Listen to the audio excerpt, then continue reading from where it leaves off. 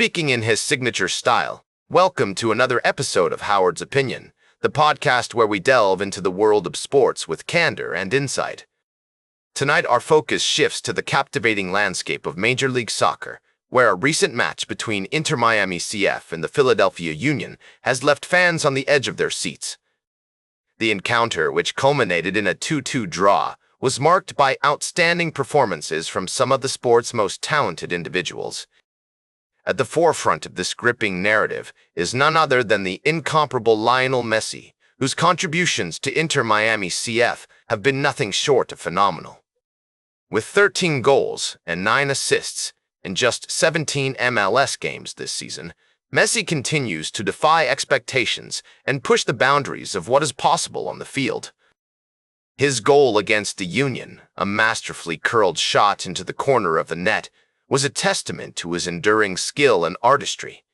The match itself was a roller coaster of emotions, with both teams creating scoring opportunities and neither able to gain a decisive advantage. Indiana Basilev's volley in the first half gave the Union an early lead, only for Inter Miami to respond through a combination of Messi's brilliance and Luis Suarez's clever playmaking. The introduction of young talents like Neil Pierre and Kevin Sullivan added another layer of intrigue, as these emerging stars begin to make their mark on the league. As we analyze this draw and its implications for both teams, it's essential to consider the broader context of the MLS season. Inter Miami, CF, currently sitting in second place in the Eastern Conference, will look to build upon this result as they strive for consistency and a potential championship push.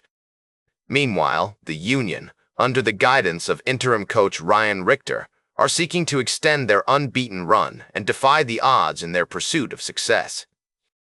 The drama that unfolded in stoppage time, with red cards issued to Yannick Bright and Sullivan following a scuffle off the ball, serves as a reminder of the passion and intensity that define professional sports. As we navigate these complex storylines and the personalities that drive them, one thing becomes clear: the world of soccer is more captivating than ever. We'll be right back with more fascinating sports news on Howard's Opinion. Welcome back to Howard's Opinion. Imagine a scenario where a private company comes into your town, buys up the local ice rink, and suddenly the prices skyrocket, making it impossible for many families to afford. This is exactly what happened in Kalamazoo, Michigan, where Black Bear Sports and Entertainment acquired the local ice rink, leaving the Kalamazoo Optimist Hockey Association, KOH, scrambling to find a new home. As we delve deeper into this story, it becomes clear that the issue at hand is not just about private investment, but about the impact it has on the community. The KOHA, which has been a staple in the town for decades, was forced to rent ice time from other facilities, making it difficult for them to maintain their programs. Meanwhile, Black Bear Sports and Entertainment seems more interested in profiting from the acquisition than in serving the needs of the local community. Now, some might argue that private investment is necessary to keep these facilities afloat, and that's a fair point. However, as one of the facility owners in Michigan pointed out, when a company acquires multiple buildings, it's supposed to create economies of scale, making each facility cheaper to run, and the savings are supposed to be passed on to the families paying to use them. But what happens when the prices keep rising and the community is left with fewer options? This story raises important questions about the role of private investment in local sports infrastructure. Should companies like Black Bear Sports and Entertainment be allowed to acquire and operate these facilities without any oversight or regulation, or should there be measures in place to ensure that the needs of the community are being met? As we consider these questions, it's worth noting that this is not just a local issue, but a national one.